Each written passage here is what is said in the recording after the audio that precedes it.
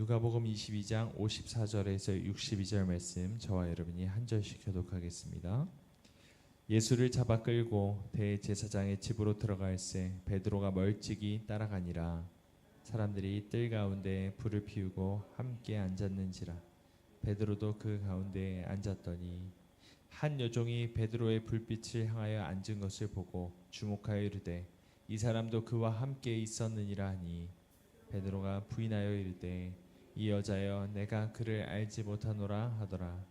조금 후에 다른 사람이 보고 이르되 너도 그 도당이라 하거늘 베드로가 이르되 이 사람아 나는 아니로라 하더라. 한 시간쯤 있다가 또 한 사람이 장담하여 이르되 이는 갈릴리 사람이니 참으로 그와 함께 있었느니라. 베드로가 이르되 이 사람아 나는 내가 하는 말을 알지 못하노라고 아직 말하고 있을 때 닭이 곧 울더라. 주께서 돌이켜 베드로를 부르시니 베드로가 주의 말씀 곧 오늘 닭 울기 전에 내가 3번 나를 부인하리라 하심이 생각나서 함께 읽겠습니다. 밖에 나가서 심히 통곡하니라. 아멘. 베드로만큼 예수님을 사랑한 사람이 있을까요? 둘째에 가라면 서러울 정도로 그토록 예수님을 열정적으로 따랐던 사람이 바로 베드로입니다.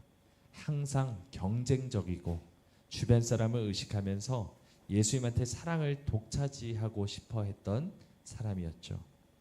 예수님께서 오늘 밤에 너희가 다 나를 버리리라 라고 하셨을 때 베드로는 이렇게 말했습니다. 모두가 주를 버릴지라도 나는 결코 버리지 않겠나이다. 옆에 있는 이 사람들이 아무리 주님을 다 배신하고 떠나간다 할지라도 저는 절대로 주님을 배신하지 않겠습니다. 제 마음 아시지 않습니까? 제가 얼마나 주님을 사랑하시는지 아시지 않습니까? 이렇게 말했던 베드로에게 예수님은 닭이 2번 울기 전 3번씩이나 예수님을 부인하게 될 것이라고 예언하셨습니다. 그리고 그 예언은 당연하게도 그대로 이루어졌죠. 예수님의 말씀대로 베드로는 3번이나 예수님을 부인했습니다. 여러분 그에게 어떤 일이 있었습니까? 예수님이 잡히시고 대제사장의 집들 안으로 끌려갔을 때 베드로는 멀찍이 따라가서 상황을 지켜봅니다. 그래도 베드로가 12제자들 중에서는 확실히 수제자라 할 만한 그런 모습입니다. 나머지 제자들이 다 예수님을 버리고 도망갔지만 베드로는 예수님을 참아 버릴 수 없어서 예수님이 잡혀 계신 그 현장에까지 위험을 무릅쓰고 몰래 잠입했기 때문이죠. 하지만 베드로의 인상이 강렬했는지 아니면 여종의 눈썰미가 좋았는지는 몰라도 한 여종이 베드로를 알아보고 너도 그 나사렛 도당이다 라고 말하며 베드로를 몰아가기 시작합니다. 베드로는 딱 잡아댔죠. 나는 그런 사람이 아니다 라고 말합니다. 그곳에서 사람들에게 차례차례 질문을 받고 그때마다 나는 그를 모른다 라고 부인을 했습니다. 그리고 59절을 보면 이렇게 말합니다. 한 시간쯤 있다가 또 한 사람이 장담하여 이르되 이는 갈릴리 사람이니 참으로 그와 함께 있었느니라. 이 갈릴리 사람이라는 것을 확신합니다. 어떻게 알았겠습니까?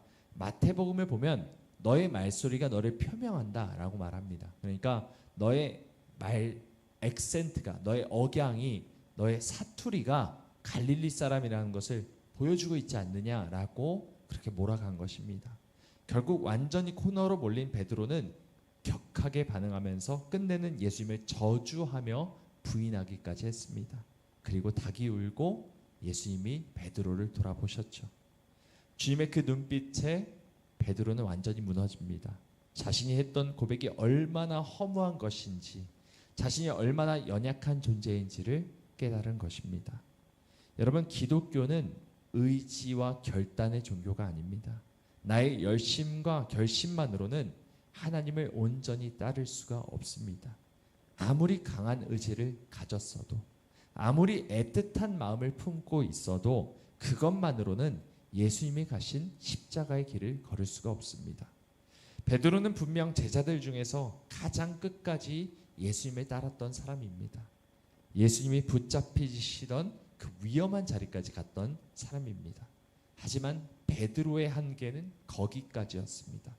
죽음 죽음이라는 현실 앞에 그는 결국 두 손 두 발을 다 들게 됐죠. 아무리 사랑하는 주님이라도, 아무리 내가 주님의 수제자라 할지라도, 아무리 나는 결코 주님을 버리지 않겠습니다라고 장담했을지라도 죽음의 그림자가 목을 조여오자 그는 무너지고 예수님을 부인했던 것입니다. 이것이 인간 의지의 한계입니다. 예수님이 가신 길, 이 십자가의 길은 자기 자신을 버리고 자기 십자가를 지고 죽음을 향해 담대히 나아가야 하는 길입니다. 우리가 가야 하는 길이 바로 이런 길입니다. 그런데 정상적인 사람이라면 그 어떤 누구도 이 길을 걸을 수가 없습니다. 죽음의 공포 앞에서, 나 자신을 부인하는 그 공포 앞에서 다 도망가 버릴 수밖에 없다는 것입니다. 이것이 바로 사람의 연약함입니다. 사람은 여기까지죠. 여러분, 신앙생활이라는 것은 나의 결심이나 각오로 되는 것이 아닙니다. 내 결심과 각오는 죽음 앞에서 한없이 무기력합니다. 신앙생활은 내가 주님을 얼마나 사랑하느냐의 문제보다 주님의 은혜가 나를 얼마나 붙들고 있느냐가 더욱더 중요합니다. 예수님을 진심으로 사랑했던 베드로조차 죽음 앞에서 주님을 부인했다면 우리 중 그 누가 그 길을 잘 갈 수 있다라고 자신할 수 있겠습니까? 그 연약함을 아시는 주님은 우리를 책망하지 않으시고 우리를 은혜의 다리로 부르십니다. 그래서 신앙은 오직 은혜로만 가능한 여정입니다. 십자가의 길은 자기 힘으로는 갈 수 없습니다. 오직 주님의 은혜를 입은 자만이, 그 은혜에 붙들린 자만이 그 길을 끝까지 걸어갈 수 있습니다. 우리가 끝까지 믿음을 지키며 갈 수 있는 이유는 우리 안에 강한 의지가 있기 때문이 아니라 끝까지 우리를 붙드시는 주님의 손이 있음을 기억하기 원합니다. 결국 신앙생활이란 내가 주님을 얼마나 강하게 붙드냐가 아니라 주님이 나를 얼마나 놓지 않으시냐는 것을 확신하는 데 있습니다. 사랑하는 여러분, 우리의 신앙은 실패하지 않는 신앙이 아니라 실패하고 흔들려도 다시 일어나는 신앙입니다. 우리의 믿음은 흔들리지 않는 믿음이 아니라 흔들릴 때마다 붙드시는 하나님의 은혜가 있음을 확신하는 것입니다. 베드로는 무너졌지만 끝이 나지 않았습니다. 예수님은 그 실패 위에 예수 그리스도의 은혜를 덧입히시고 그를 다시 불러 세우셔서 초대 교회의 반석이 되게 하셨습니다. 우리는 연약합니다. 흔들립니다. 믿음이 너무나도 부족합니다. 하지만 우리 주님은 강하십니다.